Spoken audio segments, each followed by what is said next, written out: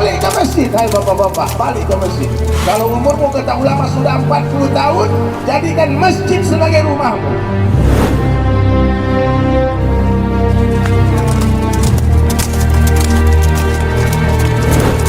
Alhamdulillah, nahmaduhu wa nasta'inuhu wa nastaghfiruh wa nu'minu bihi wa natawakkalu alayh wa na'udzu billahi min syururi anfusina wa min sayyiati a'malina may yahdihillahu fala mudilla lahu wa may yudlilhu fala hadiyalah. Asyhadu an la ilaha illallah wahdahu la syarikalah wa asyhadu anna Muhammadan 'abduhu wa rasuluhu la nabiyya ba'da. قال الله تعالى في القرآن الكريم أعوذ بالله من الشيطان الرجيم بسم الله الرحمن الرحيم ومن أحسن قولا ممن دعا إلى الله وعمل صالحا وقال إنني من المسلمين وقال النبي صلى الله عليه وسلم من أحيا سنتي فقد أحبني ومن أحبني كان معي في الجنة أو كما قال رسول الله صلى الله عليه وسلم.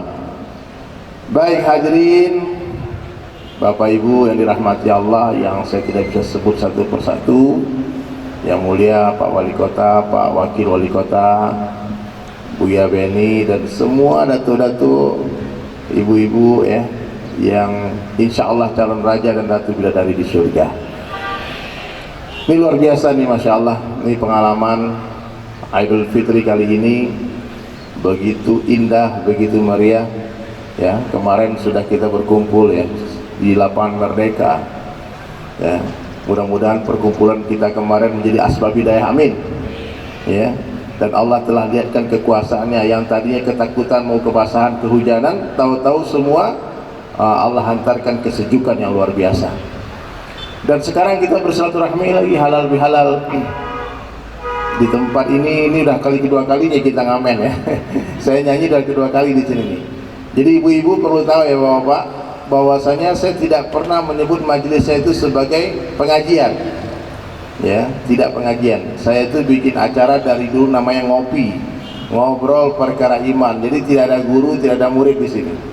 Saya hanya bercerita tentang pengalaman-pengalaman hijrah, bercerita tentang kebesaran Allah, bercerita tentang kisah nabi-nabi, para sahabat. Tidak ada hukum hakam, fatwa-fatwa setiap majelis saya. Jadi jangan salah paham nih guru-guru, ustaz-ustaz.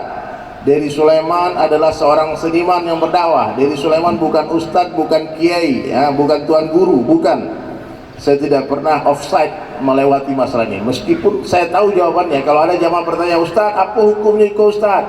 Saya pasti akan mention, tanya oleh ke Ustadz Abdul Somad, tanya oleh ke Ustadz Adi Hidayat, tanya oleh ke kiai-kiai Buya Yahya dan sebagainya. Mereka lah orang yang pantas menuliskan resep, karena mereka itu adalah dokter-dokter rohani.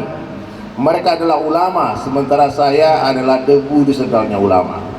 Jadi dari Sulaiman ya, hanya menyampaikan apa yang ditahu saja, yang nggak tahu nggak disampaikan. Tapi ingat, guru saya pernah mengingatkan dia beberapa orang dulu, kamu jangan berfatwa, kamu jangan mengatakan ini hukumnya ini, ya serahkan kepada ulama. Kalau nggak mention nama ulama, ini kata ustadz ini begini. Nah, jadi ibu-ibu nanti kalau ada sesi tanya jawab, jangan bertanya hukum-hukum nah. Jangan bare-bare pertanyaan itu nggak bisa menjawab. Nah, tanya bahwa pengalaman hijrah dari, bahwa pengalaman berdakwah ke pedalaman, bahwa pengalaman berdakwah ke luar negeri. Insya Allah kita bisa bercerita banyak hari ini. Jadi kenapa? Mungkin sebagian bertanya, di sosial media banyak orang bertanya, kenapa dari Sulaiman ini ada nada dan dakwah? Kenapa dakwah nyanyi-nyanyi main gitar? Kayak semalam di Payakumbuh, saya kemarin ke Payakumbuh sampai jam 1:30 baru sampai di Solo lagi. Ada orang bertanya, Ustadz, bukankah musik itu katanya ada ustadz yang mengatakan haram? Kenapa Ustadz Dery menggunakan alat musik sebagai media berdakwah? Lalu saya pun menjawab dengan jawaban yang sangat sederhana, karena ini saya dengar juga dari Ustadz Abdul Hadrami jawaban ini. Beliau katakan, yang berbeda di antara kita sebetulnya bukanlah pendapat, yang berbeda adalah sudut pandang saja. Ambo mencari risiko angko 6, Pak Wali de jamaah mencari angko apa di situ? 9, mana kira-kira? Sama-sama benar. Sekali-sekali bersilaturahmi, yang di sebelah sana main ke sini. Oh iya, 6 kira main. Yang di sini main ke sana. Sehingga tidak akan ada caci maki, tidak akan ada sumpah serapah. Wallahi tidak ada. Kenapa ada ulama yang mengatakan musik itu haram? Karena mereka memandang dari sisi mudaratnya. Paham? Kenapa ada ulama yang membolehkan musik? Karena mereka memandang dari sisi manfaatnya. Ya, kalau kita bicara musik-musik yang melalaikan, musik-musik yang mempertontonkan aurat wanita, yang syairnya mengajak kepada maksiat, tentu sepakat kita itu haram. Ataupun nyanyinya bagus, tapi dia bernyanyi bersenandung di saat azan berkumandang, itu timingnya yang salah. Jadi setiap perintah ada waktunya, setiap waktu ada perintahnya. Nah, gini ketika hari raya Nabi suruh pukul rebanamu. Di hari raya di zaman Nabi ini bunda, ayah anda, yang ada tuh cuma rebana, organ tunggal dulu ada zaman Nabi ini. Paham? Jadi bagaimana hukumnya organ tunggal? Bagaimana hukumnya gitar? Kita tidak bisa memberikan kepastian hukum kepada benda yang tidak ada di zaman Nabi. Dan ulama-ulama sepakat hukum ternyata tidak melekat kepada benda. Hukum melekat kepada sifat daripada benda itu. Apa hukumnya pisau? Tidak ada. Pisau ini akan bermanfaat kalau digunakan oleh dokter untuk membedah orang sakit. Ya. Pisau ini akan bermanfaat untuk menyembelih hewan kurban, maka jadi pahala besar. Tapi pisau ini akan menjadi maksiat mudarat kalau digunakan perampok untuk membegal orang, untuk menodong orang. Nah, begitu juga dengan gitar, dengan alat-alat musik. Guru-guru kita yang masyhur ya, Ustaz Abdul Somad pernah bernyanyi bersama saya di Lombok kemarin sebelum ya kurang lebih 3 bulan yang lalu lah, kita bikin acara namanya Muslim United di hadapan puluhan ribu orang, kami bersenandung berdua. Dan baru kemarin 1 Syawal saya dengan Buya Yahya baru saja melaunching 1 single terbaru, judulnya Damai Bersama. Nanti kita nyanyikan insya Allah gitu. Damai Bersama ini lagu ditulis oleh Buya Yahya.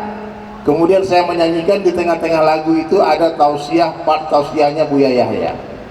Buya Yahya ini ulama besar, pesantrennya ada 38 cabangnya, puluhan ribu santrinya. Mudah-mudahan nanti di Solo ada cabang pesantren Buya Yahya, amin. Beliau sudah beri sama saya nasihat, carilah 1 tempat, nanti kita buat pesantren DSAS. Mudah-mudahan di Solo dibuatnya, amin. Nah, jadi itu Bapak Ibu sekalian, kita berhenti berdebat masalah ikhtilaf, kita berhenti berdebat masalah khilafiyah, ya. Nah, ini biarkan urusan ulama, dan ulama tidak pernah mengeluarkan urat lehernya untuk membahas masalah ini. Dan alhamdulillah ya, sejak saya menggunakan media dakwah ini, musik saya diterima di banyak tempat, bahkan di tempat-tempat maksiat yang tak mungkin didatangi oleh para guru-guru, para ulama. Ustadz-ustadz tidak mungkin datang ke karaoke kan. Nah, saya ini dapat undangan khusus di karaoke untuk berdakwah di sana. Ya, 1, 2, 3, 4 orang-orang akhirnya tersentuh, akhirnya dapat hidayah. Ingat, 1 orang saja yang dapat hidayah asbab kita, kata Rasulullah SAW, itu lebih baik daripada seluruh dunia beserta isinya. Itu lebih baik daripada seluruh benda yang di selain matahari. 1 orang. Jadi waktu acara gua kan, kiranya ada 1 orang tersentuh hatinya dan tidak sembahyang, jadi sembahyang gara-gara acaraku, maka acara ini sukses hadirin sekalian. Jadi hadirin sekalian, ya. Kemarin saya datang silaturahmi ke Buya Beni. Nah, Buya Beni cerita gitu. 1 bulan ini latihan. 1 bulan Ramadan kemarin tuh bulan latihan. 11 bulan ke depan bulan pertempuran. Ah, ini bulan peperangan nih sekarang. Kalau Ramadan latihan, Allah mudahkan di Ramadan itu orang beribadah karena iblis-iblis telah dilumpuhkan, dibelenggu katanya. Maka kenapa bulan Ramadan masjid penuh? Kenapa? Karena memang Allah telah memudahkan kita. Tapi siapa yang di bulan Syawal masih berpuasa, di bulan Syawal masih dia ke masjid salat berjamaah, dialah petarung sesungguhnya. Ya. Dialah orang-orang yang pantas dikatakan sebagai pemenang. Idul Fitri, kembali kepada fitrah, kepada kesucian. Ya Pak, ini harus dipahami nih Pak. Siapa yang menjadikan seumur hidupnya seperti Ramadan, maka hari kematian dia seperti Idul Fitri, hari raya. Jadi hari raya ini sebetulnya apa dalam Islam, Bunda, Ayahanda? Hari raya adalah hari gembiranya seseorang. Ketika satu orang bisa bermimpi menatap wajah Rasulullah SAW dalam mimpinya, itu hari raya bagi dia. Ya. Ketika satu orang telah sukses berpuasa 30 hari di bulan Ramadan, itu hari raya bagi dia. Jadi ada banyak pada puncak hari raya sesungguhnya nanti di surga ketika kita menatap indahnya wajah Allah Subhanahu wa taala. Dan hari raya yang paling kita tunggu setelah kehidupan ini apa? Kematian dengan iman, kematian dengan kalimat la ilaha illallah. Siapa yang mati dengan kalimat la ilaha illallah, maka hari kematian dia adalah hari raya bagi dia. Jadi hari raya itu bila, Bunda, Ayahanda, ketika kita mati dengan iman, mati dengan kalimat la ilaha illallah. Dan itu tidak mudah. Ketika orang meninggal dunia, apa yang ada di dalam hatinya itu yang akan keluar. Hati seperti sebuah telaga, sebuah bejana, sebuah botol. Banyak perumpamaan hati ini. Botol ini kalau diisi susu, dituang keluar susu. Diisi madu, dituang keluar madu. Diisi racun, dituang keluar racun. Ya, orang yang hari-hari membicarakan dunia, pikir dunia, hati dia penuh dengan dunia. Nanti ketika mati yang keluar dunia. Tapi ada orang yang bangun pagi ingat Allah, alhamdulillahilladzi ahyana ba'da ma amatana wa linusyur. Bangun pagi baca doa. Siapa baca doa tadi bangun pagi ledo. Lain. Tapi kalau suruh angkat tangan, mungkin banyak nenda angkat tangan. Bangun pagi ingat Allah. Kalau berwudu, tangan mana duluan yang digulung? Menggulung ini memasang apa melepas? Coba pikirkan, ini gak dibahas di kitab-kitab ini. Kalau memasang baju, tangan kanan duluan. Kalau melepas baju, tangan kiri duluan. Kalau menggulung baju itu melepas apa? Pasang. Melepas. Jadi kata Habib Umar bin Hafiz, kalau kalian pakai lengan panjang berwudu, tangan kiri duluan. Nah, setelah selesai berwudu, tangan kanan duluan turunkan. Nah, ini tidak ada dibahas di kitab-kitab, kata beliau, dan ini hanya bisa diamalkan, difahami oleh para muhibbin, para pencinta Rasulullah SAW. Ciri-ciri pencinta Nabi itu, mereka selalu memulai seluruh kebaikan dari sebelah kanan, memulai semua kebaikan dari sebelah kanan. Salaman tangan kanan. Saya pernah berjumpa dengan satu orang maulana, ulama besar di Bangladesh. Jadi ketika salaman, saya peluk dia. Ternyata dia dorong badan saya. Dia bilang sunnah nih, ini nggak sunnah. Ternyata saya berpeluk dari sebelah kiri, Pak. Dia bilang seorang muhibbin, pencinta Rasulullah, dia akan berpelukan mulai dari sebelah kanan. Masuk masjid kaki apa? Kanan. Keluar kiri. Masuk toilet kiri. Keluar kanan. Di dalam toilet jangan lama-lama, kata Nabi. Jadi adab masuk WC dengan adab keluar masjid itu sama. Maknanya kalau di dalam WC tak boleh lama-lama, di luar masjid pun masjid tak boleh lama-lama. Paham, Pak? Selesai urusan dunia, balik ke masjid. Hai bapak-bapak, balik ke masjid. Kalau umurmu kata ulama sudah 40 tahun, jadikan masjid sebagai rumahmu. Itu banyak di mana lebih banyak di kantor pada di masjid? Kantor. Mana lebih banyak di pasar pada di masjid?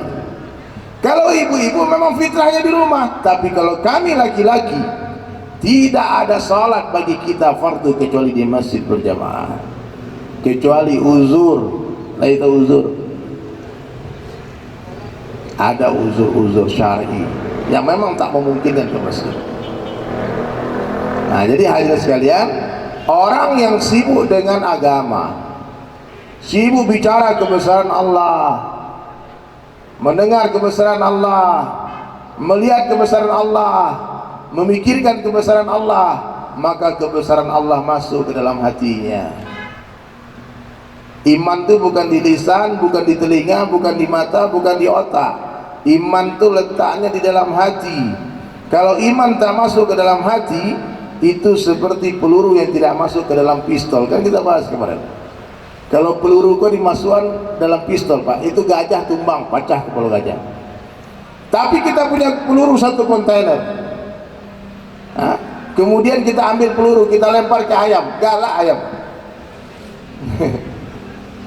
Kalau dilemparkan ke harimau, kabar-kabar di Kabupaten Selangor banyaknya berita harimau masuk kampung. Dah ada harimau, awak ada peluru, ampuan peluru ke harimau. Kira-kira dan mati awak atau harimau, Pak? Awak ni mati. Maka usaha kita apa hari ini?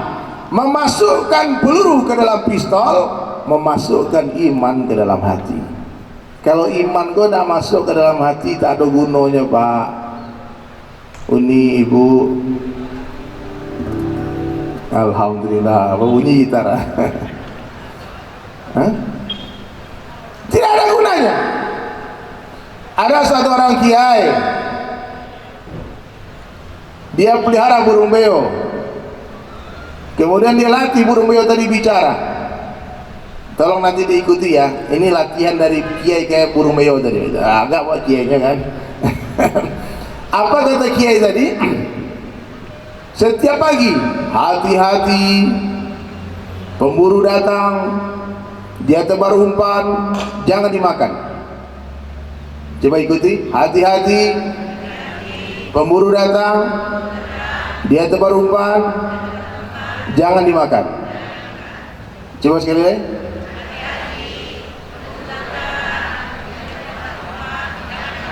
Ini mantap.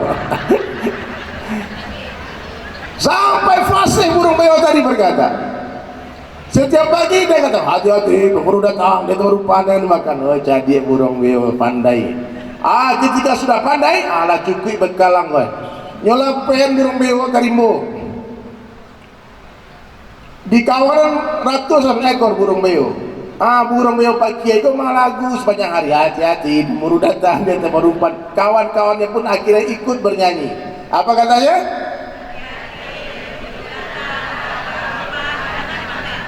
Alah, jadi ya. Subhanallah, suatu hari datang anak muda dari kampung untuk belajar di pesantren tadi. Pak Kiai, saya mau belajar. Kata Kiai, oke, satu syarat. Kau lihat sangkar burungku kosong, pergi ke hutan, tangkap satu ekor burung beo. Kau bisa tangkap, kau langsung jadi santri. Dalam hati anak muda ini, jangankan satu, 100 takut. Diambil jaring, diambil umpan, dia pergi ke hutan. Tiba-tiba dia lihat segerombolan burung beo. Lalu dia siap-siap menebar umpan. Tiba-tiba serempak burung beo tadi bernyanyi, hati-hati, pemburu datang, dia tebar umpan, jangan dimakan. Kurang aja kan, karena prengok. Kira Pak Kiai kalau mengarajuan awaknya balik ke pesantren Nyomerang. Pak Kiai, kalau Pak Kiai tidak suka dengan saya, silahkan kasih tahu, jangan saya dikerjain semacam ini. Kenapa kau marah-marah? Itu burung beo semua sudah tahu saya mau datang. Gimana saya bisa tangkap? Lah, apa kau sudah coba? Percuma kan, dia udah tahu. Cobalah sekali lagi, kau balik ke hutan, kau tangkap. Kalau bisa dia, kau tangkap satu, kau belajar di sini. Akhirnya pas dia dengar burung beo tadi bersenandung, hati-hati, dia tebar umpan. Tak dihiraukan, dia tebar umpan. Tiba-tiba seluruh burung beo tadi turun memakan umpan tadi. Ternyata burung beo tadi ucapan hanya sampai di lisan saja, tak masuk ke hati. Ini paham? La ilaha illallah, tapi masih takui ke makhluk. Itu semua di burung beo. La ilaha illallah, masih takui masuk penjara. Masih takwi digunjing orang, masih takwi difitnah orang, berarti alun masuk kalimat. Karena kalau iman sudah masuk di hati, ketika satu orang beriman tahu dia digunjing orang, dia sujud syukur, dia katakan alhamdulillah, maha suci engkau ya Allah, telah beri aku pahala tanpa bersusah payah. Karena orang beriman yakin ketika dia difitnah, dia digibah, sedang terjadi transfer amal ke buku catatan amalnya. Kalau masih galau je Pak Wali, kan digibah, kan difitnah, alun masuk iman tu. Aduh nak lalu aduh, perlu tingkatkan pengorbanan. Daripada ni, nak usah kesan. Ya Bapak Ibu, kalau ingin bergunjang, saya sekali gunjang lah boya. Nah, transfer lah Pak terus teh. Iya. Kata Imam Syafi'i rahmatullahi alaih, kalau aku ingin juga membicarakan seseorang, aku gunjing seseorang, niscaya aku gunjing ibuku saja, supaya pahalaku transfer ke ibuku saja. Iya Pak. Nah, jadi orang beriman tak mungkin stres, tak mungkin galau, tak akan mungkin gelisah selama hidup di dunia. Di dunia Allah berikan kebahagiaan, di sini senang, di sana senang, di mana-mana hatiku senang. Buat apa susah? Susah itu tak ada gunanya, malah guna oleh